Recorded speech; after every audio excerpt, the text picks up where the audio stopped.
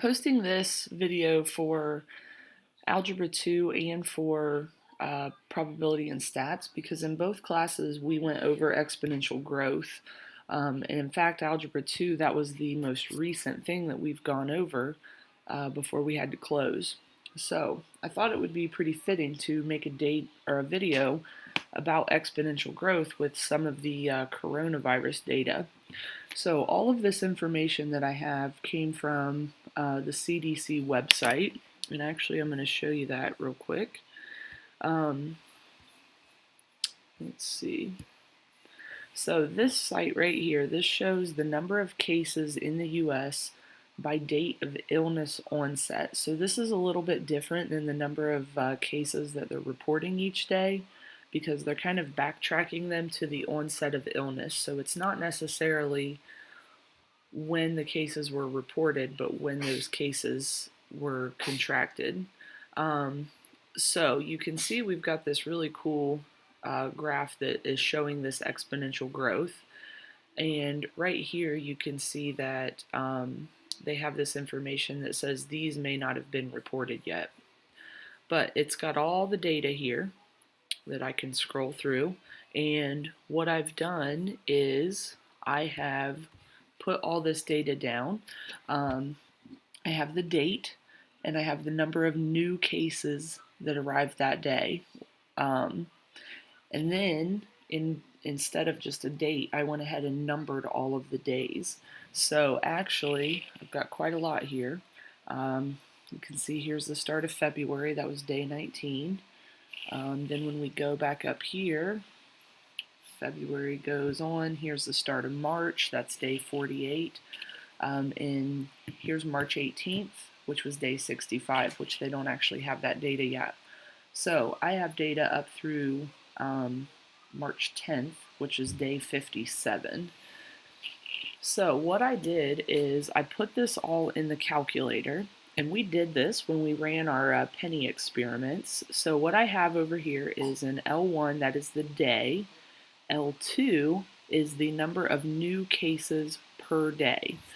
So what I want to show you is a graph of the day versus the number of new cases per day.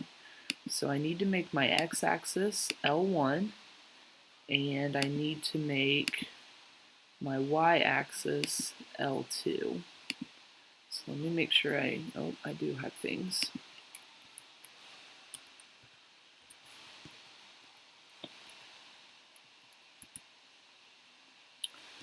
Oops.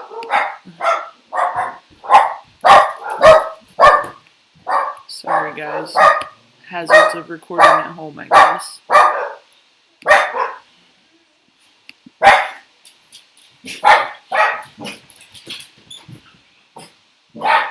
Okay, so you can see we've got a graph here that shows a very good exponential growth. So again, this is the number of days since the onset. So this starts on January 14th. And just like we've talked about with exponential growth, it matches this picture where we have a very kind of flat, looks like it's not really changing much, and you can see that with the data. We have, a case here or there, not a lot of change. Then we start seeing bigger numbers, and even though our bigger numbers are only 2 and 3, it's still growing, but everything's still pretty sporadic until we get about here to day 28. This is the biggest number we've seen so far. And then February 12th, which is day 30, that's the last time we see 0 new cases in a day. So from there, it really takes off, and you can see our number of cases.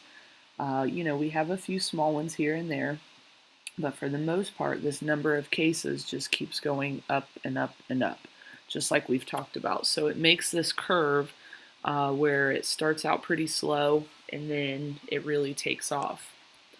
Now I want to change the graph a little bit, because what I put in L3 is, and this my probability and stats people will know, basically what I've got here is a frequency distribution table. So we have on day 1 the frequency of cases. Then I have a third column that is my cumulative frequency. So what happens here with cumulative frequency, that's where we keep adding in the previous cases. So you can see that my number keeps getting bigger, and I kind of ran out of room there. But as of March 10th, 1,437 cases. So cumulative frequency keeps adding everything in. So I want to see what that graph looks like. And that one makes an even better exponential curve. So what I thought might be neat, and this again, we did this with our penny activity, I'm going to have the calculator run an exponential regression. So hopefully you guys remember us doing this with our penny growth.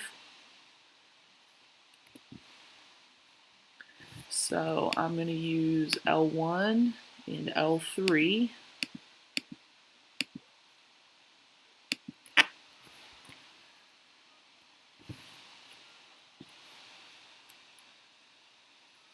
It's got a lot of data, so it's going to take a while. So we remember we're modeling everything on this exponential growth equation, y equals ab to the power of x. So a is our starting amount, b is our rate, x is our time, which in this case is days. So here's what I have, 1.6 times 1.12 to the power of x. So what this means is we started with 1.6 cases, which is not too far off. We started with 2, and I believe those were the 2 that were in Washington State. And then this is our growth rate, and what we need to remember here is 1.12 is equivalent to 12% growth. So that's one thing that everybody needs to kind of keep in mind with this. Exponential growth is growing very quickly. So we're taking 12% of what we have today and adding that in. Then tomorrow we'll take 12% of the current cases, add that in. So that's why we see this growing and the numbers getting bigger so fast. So what I want to do is, like I said, I have data from the CDC up through March 10th. So what would happen if we would look at where we are now, which is about day 65. So what I want to do is I want to actually plug in 65 and see where our equation expects we would be right now and see what it matches up, with our real-time data. So if I do y equals 1.6 times 1.12 to the power of 65,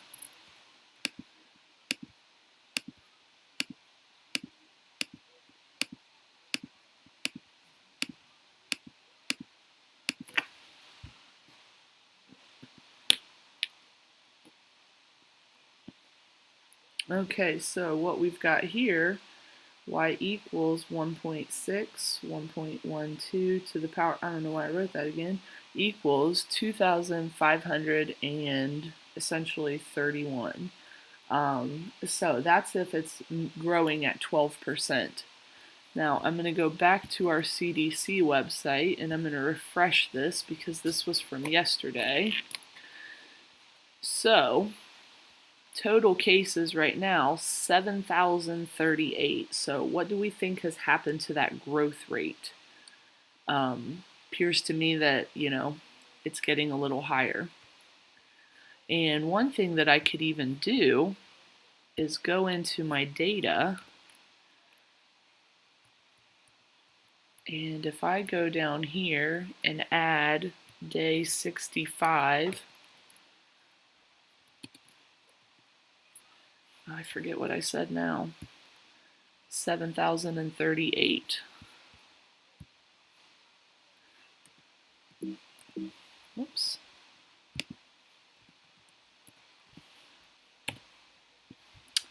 Okay, so now, oh, I put it in the wrong place.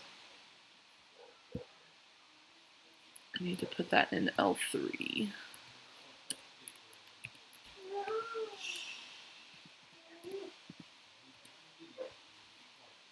So if we go back and check out our graph now, and let's rerun it with that new piece of data. Even though I'm missing all the in-betweens, that's okay.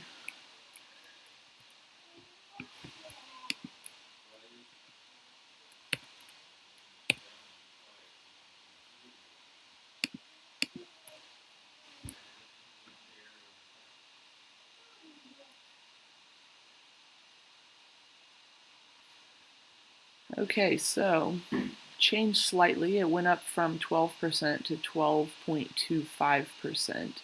And I had it go ahead and store the equation so that we could see. So what it's going to do is it's going to draw a line through there. Should be drawing a line through there. Oh, there it goes.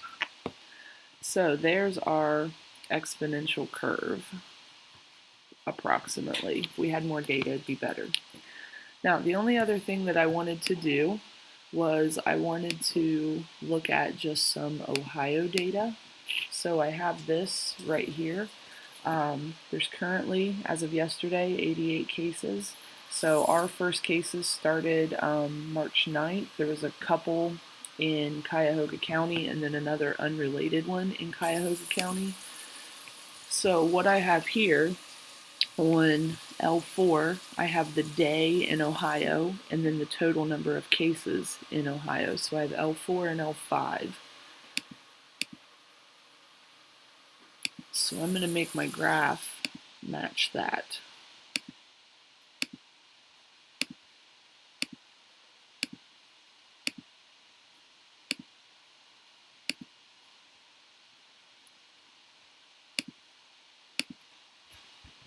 And once again, you can see that we have, a pretty impressive exponential curve. So again, if I run this exponential model,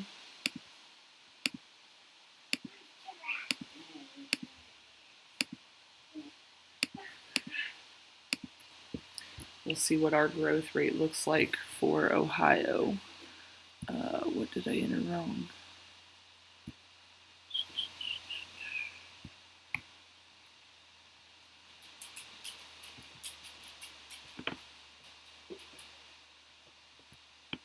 Oh, I know, I need to have cumulative cases.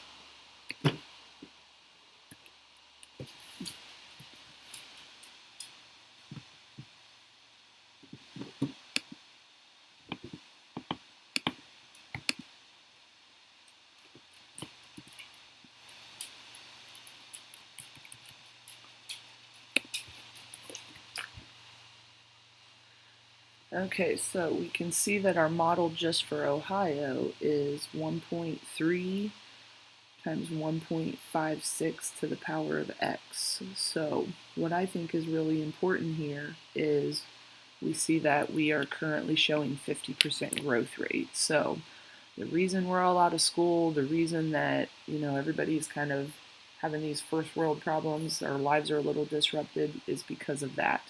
So hopefully in a week or two, I'll be able to do a new video with some new data, and hopefully we'll be able to show that that's slowed down. But I just thought it was really interesting because we had all of this data available to us from the CDC, and this happened to be what we were just talking about in class. So I wanted to just show you how we could take some real data and we could turn it into something that we actually learned about. I think that's important for you guys to see, how these things get used and why and why it's important we learn it. So hopefully you guys have a great day and hopefully you enjoyed that.